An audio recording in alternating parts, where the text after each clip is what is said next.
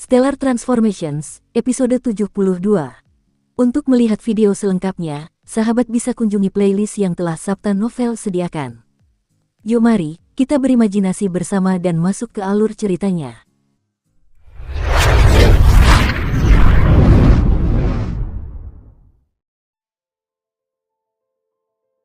Pil pembangun dasar. Qin Zheng belum pernah mendengar tentang pil semacam ini. Qin Yu berkata sambil tersenyum, saudara kedua, para Xiuzenis menggunakan pil pembangun dasar ini untuk membangun fondasi mereka.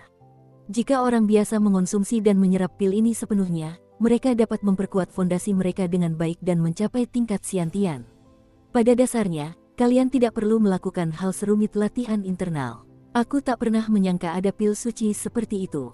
Dengan pil sebanyak ini, bukankah mungkin untuk mendapatkan banyak ahli Xiantian? Qin Zheng adalah raja suatu negara, jadi dia masih memikirkan keuntungan nasional. Di benua Qianlong, seorang ahli Xiantian sudah dianggap luar biasa. Jika dia dapat memperoleh sejumlah besar ahli Xiantian, kekuatan militer negaranya tentu akan meningkat satu tingkat. Qin Yu tersenyum sambil menggelengkan kepala, kau salah, kakak kedua. Ahli Xiantian tidak berarti apa-apa. Tanpa membentuk jindan, mereka tidak dianggap sebagai Xiuzenis. Pil pembangun dasar jauh lebih berharga daripada ahli Xiantian. Meskipun pil ini relatif sederhana, dibutuhkan 7 bahan obat untuk membuatnya, dan metode pembuatannya juga dirahasiakan. Perguruan Xiuzhen kecil umumnya tidak bisa mendapatkan pil seperti ini. Qin Zheng sangat pintar sehingga dia langsung mengerti, haha, Xiao Yu, aku hanya manusia biasa, jadi aku berpikir dari sudut pandang yang berbeda denganmu. Menurutmu, pil pembangun dasar itu berharga, tapi kau masih bisa mendapatkannya. Sepertinya kau cukup sukses di dunia Xiuzhen di luar negeri. Qin Yu adalah saudaranya sendiri sehingga Qin Zheng berbicara sedikit lebih santai dan bebas. Tidak ada yang istimewa, tidak ada yang istimewa. Jarang sekali Qin Yu berada dalam suasana hati sebaik ini. Namun, Qin Feng berkata sambil tertawa, kakak kedua, Xiao Yu, haha, kita seharusnya tidak mengobrol terus-menerus di aula pertemuan ini. Ayo kita cari tempat duduk dulu, baru bicara. Kita sudah berpisah selama 10 tahun, jadi kita pasti bisa mengobrol dengan sangat menyenangkan kali ini. Benar, benar, Qin Zheng buru-buru berkata. Lihat, aku sibuk sekali sampai seperti ini.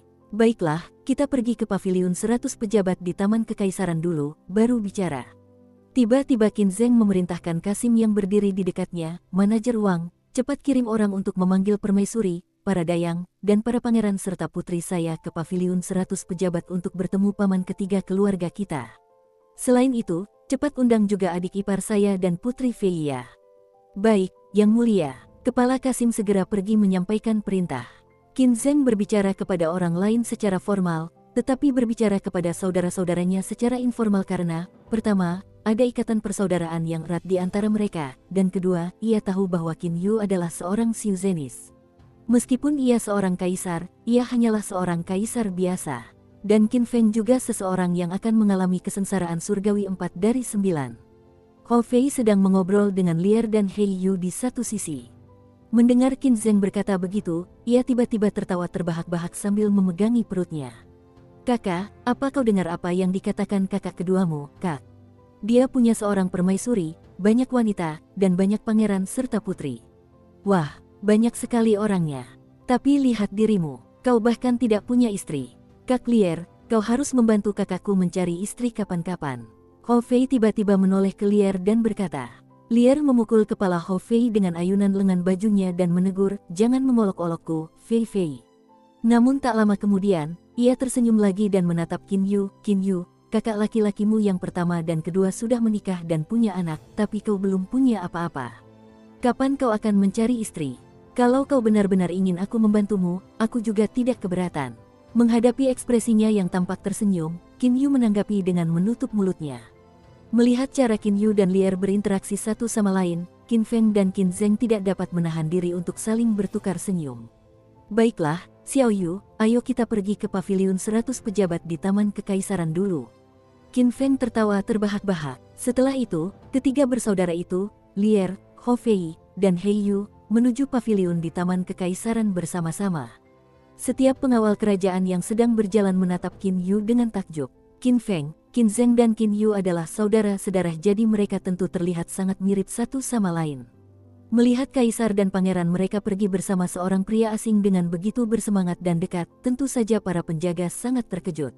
Di istana kekaisaran, legenda mengatakan bahwa Qin Feng dan Qin Zheng pernah memiliki saudara ketiga. Namun, tidak ada yang melihat orang ini selama 10 tahun terakhir, sehingga sebagian besar pengawal kerajaan mengira ini hanya rumor. Hari ini, begitu mereka melihat Qin Yu, mereka semua bisa menarik kesimpulan dan percaya bahwa besok akan ada kabar dari istana kekaisaran. Di paviliun 100 pejabat di Taman Kekaisaran. Paviliun ini berbentuk persegi panjang dengan lebar sekitar 6 meter dan panjang 20 hingga 30 meter. Qin Zheng telah berkali-kali meminta beberapa pejabat untuk tetap di sini guna menikmati pesta mewah bersama keluarga kerajaan. Saat ini, Qin Zheng sedang duduk di kursi utama. Qin Yu dan Qin Feng duduk di kedua sisinya. Kakak kedua, entah kenapa aku merasa ada sedikit kesedihan di dahimu. Mungkinkah ada masalah yang sulit? Ceritakan saja padaku. Qin Yu langsung berkata. Meskipun Qin Zheng dan Qin Feng saat ini sangat antusias, Qin Yu masih melihat semburat kesedihan yang jelas di dahi Qin Zheng. Setahunya, kakak keduanya sangat tangguh. Pasti masalah serius untuk bisa membuat kakak keduanya seperti ini. Qin Zheng terkejut, tetapi ia langsung berpura-pura dan berkata sambil tersenyum, bukan apa-apa. Saya hanya khawatir dengan berita tentang banjir dahsyat tadi. Lagi pula, 1 juta orang telah menjadi miskin dan kehilangan tempat tinggal. Oh, Qin Yu menjawab, tetapi ia sama sekali tidak mempercayainya karena beberapa saat yang lalu di aula pertemuan ia melihat saudara keduanya menangani masalah banjir ini dengan sangat mudah. Mengingat watak Qin Zheng, banjir jelas tidak mungkin membuatnya seperti ini. Namun, karena saudara keduanya tidak mau memberitahunya, Qin Yu juga tidak bisa bertanya berkali-kali. Enak sekali. Wah, jujur saja, meskipun manusia agak lemah, makanan ini jauh lebih enak daripada yang kita dapatkan di Menara Bintang. Hou Fei makan dengan lahap. Para Sioux-Zenis menghabiskan sebagian besar waktunya untuk berlatih keras, jadi Xiu Yaois manakah yang akan membenamkan diri dalam seni kuliner? Dalam hal memasak, bagaimana para Xiu Yaois bisa dibandingkan dengan bangsawan fana? Di Menara Stelar, beberapa buah yang ditawarkan oleh berbagai daerah memang agak baru dan unik, tetapi hidangannya jauh lebih rendah daripada hidangan kerajaan tersebut. Saat ini, ada hampir 100 hidangan di meja panjang di paviliun 100 resmi. Saudara Hou Fei, para Sioux-Zenis bisa melakukan apa saja, seperti terbang ke langit atau masuk ke dalam tanah, tapi kurasa para Sioux-Zenis dan Sangxian itu tidak punya cukup waktu untuk menguasai seni sepele seperti memasak, kata Qin Zheng sambil tersenyum. Mengatakan bahwa para Sioux-Zenis tidak punya waktu untuk menguasai seni memasak sama saja dengan mengatakan bahwa hidangan kerajaan lebih unggul daripada yang dibuat oleh para Sioux-Zenis. Hou Fei setuju, kamu benar. Banyak dari para Sioux-Zenis itu bahkan tidak makan apapun. Yah, dengan tidak makan makanan lezat, mereka kehilangan cara bersenang-senang yang menyenangkan. Tut-tut, enak sekali. Ia mengambil gigot panggang dan mulai memakannya dalam gigitan besar. Fei Fei, perhatikan penampilanmu sedikit. Qin Yu menegur. Hou Fei makan seperti ini membuatnya merasa malu. Di Menara Bintang, karena sebagian besar anggotanya adalah Xiu Yaois, tentu saja ia tidak peduli dengan cara makan Hou Fei. Namun, ini adalah istana kekaisaran. Qin Yu lahir di keluarga pangeran, jadi ia tahu etiket sosial yang harus lebih diperhatikan di istana kekaisaran. Cara Hou Fei makan dan minum bahkan membuat mata para Kasim dan Dayang yang hadir melotot. Pada masa dinasti Ming di benua Qianlong, Kaisar Ming yang sedang berkuasa, Suyan, mengikuti 5 Sangxian. Sangxian yang memimpin adalah seorang pemuda tampan, mengenakan jubah hijau giok dan tampak sangat menarik. Kau selalu ingin bertemu dengan para VIP dari dunia Xiuzhen di luar negeri, kan, Suyan? Pemuda berjubah hijau giok terkemuka menoleh ke belakang dan berkata sambil tersenyum. Sebuah ide muncul di benak Suyan. Ia langsung berkata sambil tersenyum, Sangxian Dongfang, mungkinkah kali ini kau ingin memperkenalkanku kepada seorang VIP dari dunia Xiuzhen di luar negeri? Sekolah Chaoyangmu sudah merupakan sekolah besar yang luar biasa. Mungkinkah ada tokoh yang lebih penting lagi yang akan datang ke sini? Pemuda berjubah hijau giok ini tak lain adalah Dongfang Yu, guru junior dari aliran Chaoyang. Ia telah mencapai tahap awal Yuanying, jadi wajar saja jika ia dianggap sebagai ahli super di dunia fana ini. Aliran Chaoyang adalah aliran Siuxian terbesar dalam radius 1 juta li di selatan benua Qianlong. Aliran ini jauh lebih besar daripada aliran pedang murni milik Feng Yuzi dengan jumlah murid antara 2.000 dan 3.000 orang. Perlu diketahui bahwa umumnya hanya pulau-pulau di pusat Siuxianis, wilayah abadi Penglai, yang memiliki aliran dengan beberapa ribu murid masing-masing. Di daerah perbatasan, dengan jumlah murid sebanyak itu, aliran Chaoyang memang dapat dianggap sebagai aliran super. Kali ini Dongfang Yu mengajak dua muridnya ke benua Qianlong untuk bertamasya karena bosan. Kedua sangsian dari dinasti Ming itu tak lain adalah murid-murid dari aliran Chaoyang, jadi wajar saja mereka menyambutnya dengan hormat. Dan Dongfang Yu telah tinggal di istana kekaisaran dinasti Ming sejak saat itu. Sekolah Chaoyang saya tidak diragukan lagi adalah sekolah nomor 1 dalam radius 1 juta li dari tempat ini, tetapi ada banyak sekali aliran Siuxian. Pusat para Siuxianis adalah wilayah abadi Penglai, yang berjarak ratusan juta li. Ada lebih dari 1 juta Siuxianis di sana. Meskipun Dongfang Yu secara alami arogan, ia sangat hormat ketika menyebut wilayah abadi Penglai. Sebagai kaisar suatu dinasti, Zuyan tentu tahu banyak tentang dunia Siuzen, tetapi dia masih takut dengan fakta bahwa daerah abadi Penglai memiliki lebih dari 1 juta Siuxianis dan jaraknya ratusan juta li. Lebih dari 1 juta, angka yang luar biasa, seru Zuyan. Dongfang Yu berkata sambil tertawa dingin, kau cukup beruntung mengetahui rahasia ini. Biar ku beritahu sesuatu, orang-orang yang datang ke sini hari ini adalah tokoh-tokoh penting di wilayah abadi Penglai. Sekarang dengarkan baik-baik, jika kau memperlakukan mereka dengan tidak pantas, bahkan ayahku pun tak akan mampu menyelamatkan dinasti Mingmu, apalagi diriku sendiri. Ia memperingatkan dengan sungguh-sungguh. Tokoh-tokoh tingkat atas wilayah abadi Penglai. Jantung Zuyan mulai berdetak kencang seperti drum dan dia bisa merasakan ketukannya yang terus-menerus di telinganya. Sambil menarik napas dalam-dalam, ia berkata, Sangsian Dongfang, saya pasti akan menyambut para tokoh penting ini sebaik mungkin. Bolehkah saya bertanya apa yang harus saya persiapkan? Dongfang Yu berkata dengan senyum acuh tak acuh, kalian tidak perlu terlalu banyak persiapan karena para ahli seperti ini tidak mengejar kenikmatan materialistis. Ingatlah untuk tidak membiarkan manusia-manusia itu mengganggu mereka. Lagi pula, tempat tinggal mereka harus bersih dan tenang. Kalian juga harus bersikap sopan. Jangan ganggu para senior itu. Dongfang Yu sebenarnya baru saja menerima pesan dari ayahnya. Ayahnya memberitahu bahwa orang-orang yang datang kali ini semuanya luar biasa dan jauh lebih unggul daripada ayahnya dalam hal kekuasaan dan status, dan pemimpinnya bahkan merupakan tokoh nomor 1 di wilayah abadi Penglai. Dapat dikatakan bahwa beberapa orang ini mewakili jajaran teratas wilayah abadi Penglai. Para petinggi daerah abadi Penglai sudah pasti adalah para petinggi Siuxian di dunia Siuzen di luar negeri. Semuanya, berdiri teguh, jangan bergerak sembarangan, kita hanya perlu menunggu di sini. Para senior itu sangat kuat, jadi mereka pasti tahu kita di sini dengan sapuan indera suci. Dongfang Yu berteriak kepada murid-murid aliran Chaoyang yang gelisah di sampingnya. Seketika, tak seorang pun berani bergerak lagi. Setelah sekian lama, 3 siluet melesat ke arah mereka dengan sangat cepat dari cakrawala. Mereka tiba di wilayah udara istana kekaisaran seketika, lalu berjalan turun dari awan seperti berjalan-jalan di halaman yang kosong. Sikap mereka yang santai bak dewa membuat orang-orang di tanah terkagum-kagum. Para pendatang tidak lain adalah Pendeta Yansu, Pendeta Huotian dan Pendeta Difeng. Merupakan suatu kehormatan bertemu dengan kalian, para senior. Saya Dongfang Yu, kepala sekolah Chaoyang adalah ayah saya, kata Dongfang Yu dengan penuh hormat. Orang-orang di belakangnya bahkan tidak memenuhi syarat untuk berbicara. Pendeta Yansu menanggapi dengan suara acuh tak acuh sementara Pendeta Huotian dan Pendeta Difeng tidak menghiraukannya. Aliran Chaoyang adalah aliran nomor 1 dalam radius 1 juta li dari benua Qianlong, tetapi aliran ini tidak berarti apa-apa di mata wilayah abadi Penglai. Ahli teratas aliran ini baru mencapai tahap Dongsu awal, sementara ketiga pendeta ini semuanya berada di tahap Kongming. Mata Pendeta Huoting tiba-tiba berbinar. Ia tiba di samping Zuyan secepat kilat dan menatap Zuyan dengan penuh minat, lalu berkata, Nak, kau tidak punya energi elemental. Mungkinkah kau kaisar dinasti Ming? Zuyan langsung berkata dengan hormat, saya kaisar dinasti Ming, Zuyan. Suatu kehormatan bertemu dengan Anda, senior. Pendeta Huotian menganggukkan kepalanya dengan puas. Kali ini Pendeta Yansu datang ke sini untuk meminta bantuan sekolah Chaoyang jadi wajar saja kalau dia tidak bisa terlalu sombong. Dongfang, kali ini ayahmu dan aku punya kesepakatan.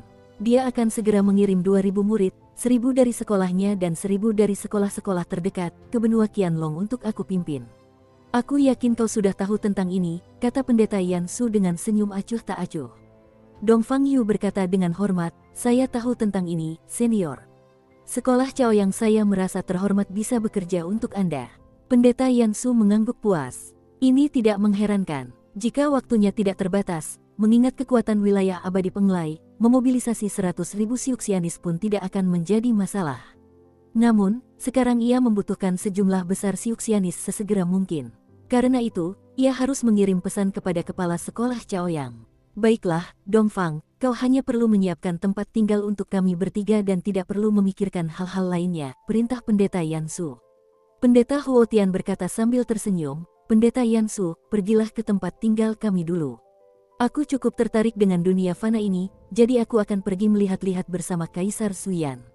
Ia lalu berkata sambil tertawa kepada Suyan, ayo pergi, Suyan. Silakan ikuti saya, senior. Suyan segera memimpin Pendeta Huotian untuk pergi menikmati berbagai hal menarik di dunia fana. Di paviliun 100 pejabat di Taman Kekaisaran Dinasti Qin. Senang bertemu denganmu, paman ketiga. Senang bertemu denganmu, saudara ipar ketiga. Permaisuri Dinasti Qin memimpin puluhan selir kekaisaran dan sekitar 10 pangeran serta putri untuk memberi hormat kepada Qin Yu. Tentu saja, permaisuri dan para selir kekaisaran ini semuanya muda dan sangat cantik. Yang tertua di antara para pangeran dan putri tersebut baru berusia 8 hingga 9 tahun, dan yang termuda bahkan belum disapi. 10 pangeran dan putri ini semua membuka mata hitam mereka lebar-lebar dan menatap paman ketiga yang belum pernah mereka temui sebelumnya. Namun, permaisuri dan selir telah mendengar legenda tentang ipar ketiga ini sejak lama. Kabar tentang pertempuran di Sungai Wu di masa lalu pasti telah menyebar ke seluruh benua Qianlong. Salah satu pihak yang bertempur di Sungai Wu tidak lain adalah kakak iparnya yang ketiga, jadi wajar saja jika pada saat itu sang permaisuri dan para selir mengamati kakak iparnya ini dengan saksama untuk melihat betapa hebatnya dia sebenarnya. Haha, Xiao Yu, permaisuri, para dayang, dan anak-anak kecil semuanya melihatmu. Mungkinkah kau belum menyiapkan hadiah pertemuan? Qin Feng di satu sisi bercanda. Qin Zheng juga menatap Qin Yu dengan mata berbinar-binar.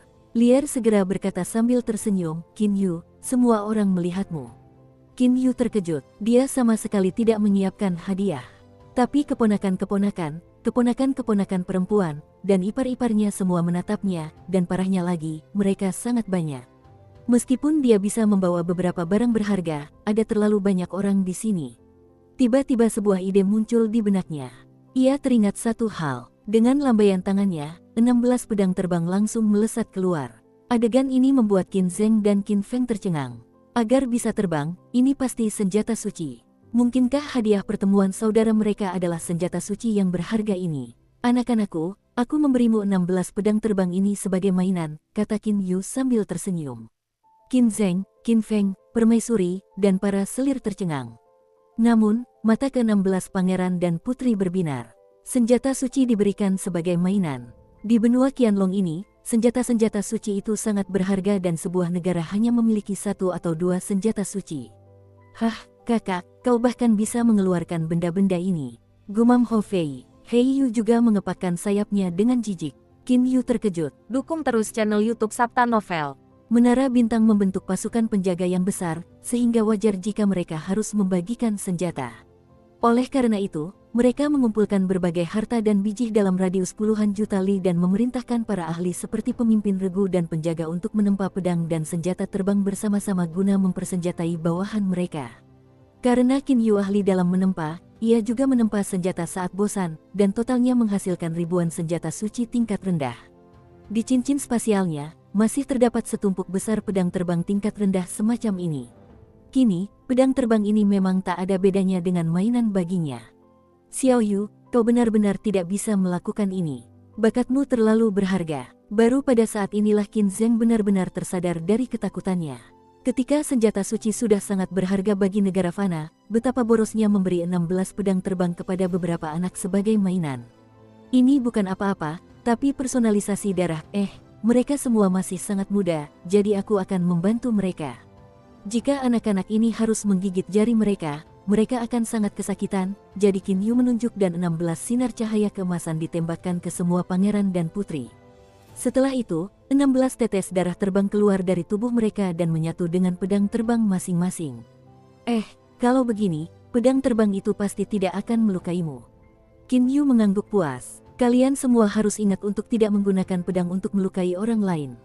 Ia menasihati. Pedang-pedang terbang itu terbang di depan setiap pangeran dan putri. Ketika anak-anak kecil ini memegang pedang kecil sepanjang 3 cun, mereka dengan mudah menyatukannya dengan tubuh mereka secara langsung. Karena personalisasi darah telah dilakukan, pedang dan anak-anak tersebut terhubung secara telepati, sehingga mereka secara alami tahu cara menggunakan pedang tanpa perlu banyak instruksi. Para pangeran dan putri kemudian bermain dengan pedang-pedang itu, terkadang menyatukannya dengan tubuh mereka, terkadang mencabutnya. Mereka begitu gembira hingga tertawa terbahak-bahak. "Mengapa kamu belum berterima kasih kepada paman ketigamu?" teriak Qin Zheng. Para pangeran dan putri yang relatif tua segera berlutut, berkata dengan jelas, "Terima kasih, paman ketiga." Adapun bayi-bayi yang belum disapih, ibu mereka mengucapkan terima kasih kepada Qin Yu atas nama mereka. Qin Yu melambaikan tangannya lagi, 35 mutiara yang bahkan lebih besar dari bola tenis meja beterbangan. Mutiara sebesar itu mungkin belum pernah terdengar di benua Qianlong. Umumnya, mutiara seukuran bola tenis meja tidak lagi disebut mutiara, melainkan bola naga. Sang permaisuri dan para selir memandang mereka dengan mata berbinar-binar karena takjub. Bahkan istana kekaisaran pun tidak punya apapun yang sebanding dengan bola naga sebesar itu. Qin Zheng tercengang, namun Qin Yu tersenyum. Dia tentu tahu bahwa mutiara sebesar itu sangat berharga di benua Qianlong. Namun, di dunia bawah Laut Xiuyao, meskipun langka, dengan statusnya saat ini, mutiara sebesar itu pada dasarnya menumpuk di gudang Menara Bintang. "Kakak kedua, ada banyak mutiara seperti itu di Menara Bintangku. Mutiara-mutiara itu sama sekali tidak berarti. Terimalah, kakak ipar," kata Qin Yu sambil tersenyum. 35 mutiara itu langsung terbang di hadapan permaisuri dan selir. Seketika mereka berkata dengan jelas, "Terima kasih, saudara ipar ketiga." Setelah itu, permaisuri dan selir mulai berdiskusi dengan tenang. Mereka tampak sangat gembira. Para wanita menyukai permata, dan mutiara sebesar itu merupakan harta tak ternilai di benua Qianlong, jadi wajar saja mereka sangat mencintai mutiara. Mungkin nanti mereka bahkan ingin memegang mutiara itu saat tidur. "Fei Ya sudah datang," kata Qin Zheng tiba-tiba. "Fei Ya, kemarilah, datanglah ke tempatku." Semua orang melihat seorang wanita muda yang sudah menikah dan seorang gadis kecil datang dari kejauhan. Mendengar apa yang baru saja dikatakan Qin Zheng, Qin Yu tahu bahwa wanita ini adalah kakak iparnya dan putri Fei Ya adalah putri kakak laki-lakinya. "Yang mulia," Fei Ya berkata dengan suara merdu, lalu berlari ke samping Qin Zheng dan duduk tepat di pangkuannya. Dilihat dari penampilannya, Fei Ya masih sangat muda, baru berusia 6 atau 7 tahun. "Yan Yun, kemarilah dan temui kakak iparmu yang ketiga," kata Qin Feng sambil tersenyum. Wanita muda yang anggun dan alami itu menatap Qin Yu. Matanya berbinar. Ia langsung berkata, "Senang bertemu denganmu, kakak ipar ketiga. Saya Yan Yun. Silakan berdiri, kakak ipar," kata Qin Yu buru-buru. Sekilas ia menyadari bahwa kakak ipar ini adalah seorang praktisi bela diri. Meskipun pakaiannya mewah, ada aura kepahlawanan yang tak tersamarkan dalam dirinya. Qin Feng berkata sambil tersenyum, "Xiao Yu, kakak iparmu, Yan Yun, paling suka bela diri. Tapi, bakatnya biasa saja." Liu Yanyun menatap Qin Feng dengan marah. Karena ada banyak orang di sekitarnya, ia tidak langsung marah, tetapi Qin Yu yakin bahwa kakak iparnya ini orang yang terus terang. Qin Feng tersenyum, "Haha, dia belum bisa mencapai level Xiantian begitu lama, bagaimana mungkin dia sangat berbakat. Tapi Yanyun benar-benar ahli bela diri. Dia mengagumimu sejak pertama kali tahu tentang pertempuran di Sungai Wu dan sudah lama ingin bertemu denganmu." Liu Yanyun menatap Qin Yu dan berkata dengan sedikit tidak percaya, "Kakak ipar ketiga, kamu yang membunuh Xiang Yang." Melihat Qin Yu saat ini terlihat seperti seorang pemuda berusia awal 20-an, dia tidak dapat membayangkan bahwa dia adalah ahli super legendaris yang membunuh Xiang Yang. Saat itu, Qin Yu kesulitan membunuh Xiang Yang, tetapi sekarang, mungkin ia bisa membunuh Xiang Yang hanya dengan satu gerakan. "Tidak bisakah aku terlihat seperti itu?" kata Qin Yu sambil tersenyum. Lier berkata di satu sisi, "Jangan dengarkan bualannya, kakak ipar Yanyun. Itu memang hal sepele, tapi dia selalu suka menyombongkan diri." Melihat Lier, Liu Yanyun tak kuasa menahan diri untuk diam-diam memuji pembawaan alaminya. Ia langsung berkata sambil tersenyum, "Nona, apakah Anda istri kakak ipar ketiga saya?" Begitu Lier mendengar ini, wajahnya memerah. Ia langsung menatap Qin Yu dengan marah. Mengetahui apa yang dimaksud Qin Yu buru-buru menjelaskan, "Kakak ipar, ini adik perempuan saya, Lier. Maafkan saya, Nona Lier." Liu Yanyun meminta maaf. Saat ini, Putri Fei Ya sedang bermain dengan pangeran dan putri kecil itu. "Paman ketiga, aku juga menginginkan benda itu." Dia berlari ke arah Qin Yu dan menatapnya. Qin Yu tak kuasa menahan diri untuk menggelengkan kepala sambil tersenyum, lalu melambaikan tangannya, membuat pedang lain melayang keluar. Fei ya kecil, kau harus ingat untuk tidak menyakiti orang lain sesuka hati. Ia juga membantu Fei ya mempersonalisasi pedang itu dengan darah. Qin Zheng tiba-tiba berkata, Xiao Yu, kau memberi anak-anak pedang terbang ini, tapi pengetahuan mereka masih sangat terbatas. Akan gawat kalau mereka melukai orang. Kau benar. Qin Yu setuju dengan Qin Zheng.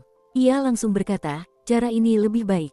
Mereka masih bisa bermain pedang, tapi aku akan memasang mantra pembatas pada pedang. Mantra itu akan menutupi pedang sepenuhnya dan membuatnya tidak bisa menyerang. Saat anak-anak menjalani upacara kedewasaan, kau bisa meminta praktisi Xiuzhen manapun untuk menghilangkan mantranya. Qin Yu melambaikan tangannya, yang tampak seperti ilusi. Dalam sekejap, 17 mantra pembatas dilepaskan dan menyelimuti 17 pedang terbang tersebut. Semua anak-anak ini tidak memiliki energi unsur sehingga secara alami mereka tidak dapat menghilangkan mantra Qin Yu. Mantra-mantra ini sama sekali tidak kuat. Mantra-mantra ini hanya membentuk lapisan energi pada bilah pedang, sehingga mustahil bagi pedang untuk melukai orang, dan setiap Xiuzenis dapat dengan mudah menghilangkannya dengan energi elemen. Namun, mantra-mantra ini tidak memengaruhi anak-anak yang menghisap pedang terbang ke dalam tubuh mereka. Tidak merasakan adanya perubahan sedikit pun pada pedangnya, para pangeran dan putri tetap bermain dengan penuh semangat. Wajah Liu Yanyun tiba-tiba berubah warna. Sepertinya ia teringat sesuatu. Ia segera membuka mulut, ingin mengatakan sesuatu. Namun, Qin Feng menarik tangannya dan menghentikannya dengan tatapan mata. Ia menarik napas dalam-dalam dan menelan ludah. Namun, Qin Yu telah memperhatikan pemandangan ini.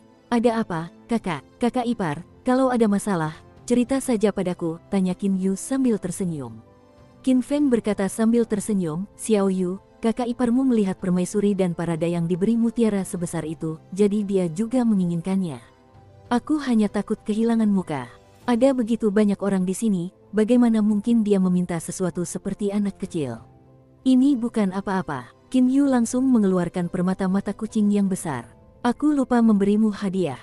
Permata mata kucing ini sama bagusnya dengan mutiara-mutiara itu. Terimalah, kakak ipar. Liu Yanyun segera berkata sambil tersenyum malu, terima kasih, saudara ipar ketiga. Setelah berkata demikian, dia menerima permata mata kucing. Qin Yu kemudian mulai mengobrol sambil tertawa dengan Qin Zheng dan bermain dengan Ryu bersama para pangeran, putri, dan putri Fei Ya.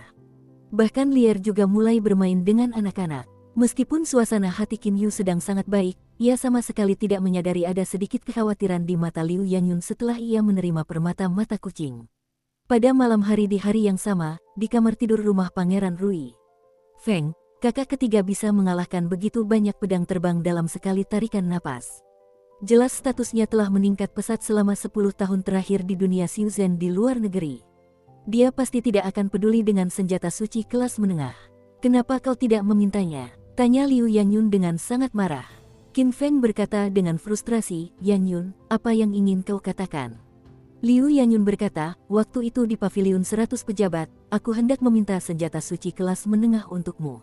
Bagaimana mungkin dia menolak? Semuanya pasti akan baik-baik saja, kan?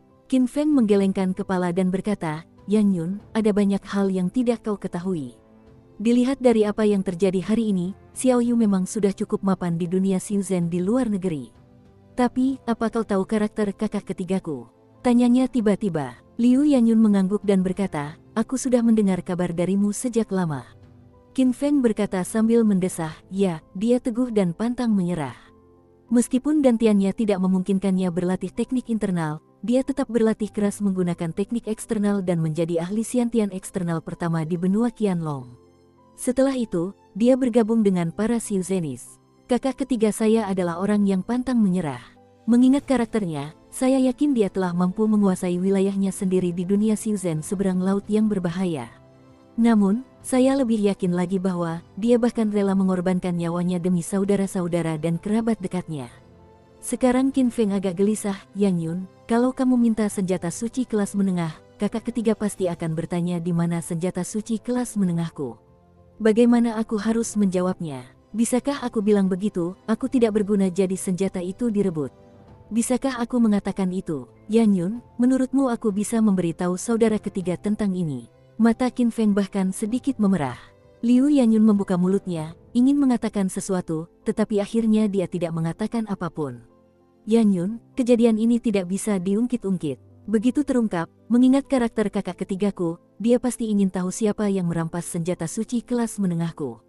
Begitu dia tahu kebenarannya, dia pasti akan mengungkap serangkaian kejadian dan kemudian akan melawan musuh sampai mati.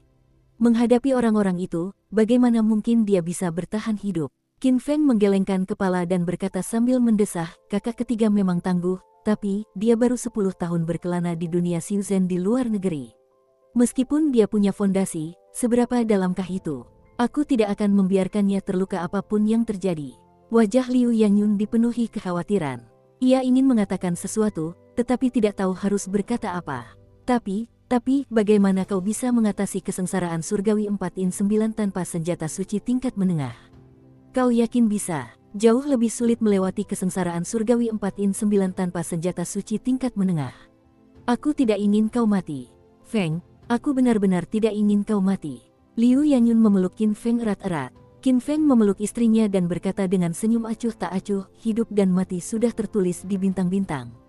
Yangyun, aku tidak akan menyeret kakak ketiga ke dalam masalah ini apapun yang terjadi. Dia sudah terlalu menderita dalam hidupnya. Kita tidak bisa membiarkannya menderita dan mempertaruhkan nyawanya lagi, bahkan jika aku harus mati. Di pangkuan Qin Feng, Liu Yangyun menangis sejadi-jadinya. Setelah sekian lama, Feng, bagaimana kalau kakak ketiga ketemu ayah? Liu Yangyun tiba-tiba bertanya. Begitu dia ketemu ayah, mengingat kecerdasannya, dia pasti akan tahu segalanya. Qin Feng berkata sambil mendesah, ayah sudah tahu tentang kepulangan Xiao Yu, tapi dia dan Feng Yuzi selama ini berlatih secara tertutup demi Xiao Yu. Mereka tidak ingin Xiao Yu tahu tentang kejadian itu. Meskipun kita bilang ayah akan keluar dalam waktu setengah tahun, tidak ada yang tahu persis berapa lama sesi latihan tertutup itu akan berlangsung, kan? Liu Yangyun mengangkat kepalanya menatap Qin Feng dan berkata dengan tak percaya, jadi, untuk menyembunyikan kejadian ini, ayah dan paman Feng akan melakukan pelatihan tertutup sepanjang waktu tanpa keluar. Ada sedikit rasa sedih di wajah Qin Feng, tidak ada cara lain. Kau tahu karakter ayah dan paman Feng, kan? Lagi pula, ayah selalu merasa berhutang budi pada kakak ketiga. Jadi, apapun yang terjadi, ayah lebih suka berlatih secara tertutup daripada menyakiti kakak ketiga dengan mengungkapkannya. Hati Liu Yangyun gelisah, tetapi ia tak berkata apa-apa. Qin Feng juga kesal. Tubuhnya yang tegak kini tampak agak menyedihkan. Catatan, Pangeran Rui adalah gelar Qin Feng, yang berarti pangeran kekuatan.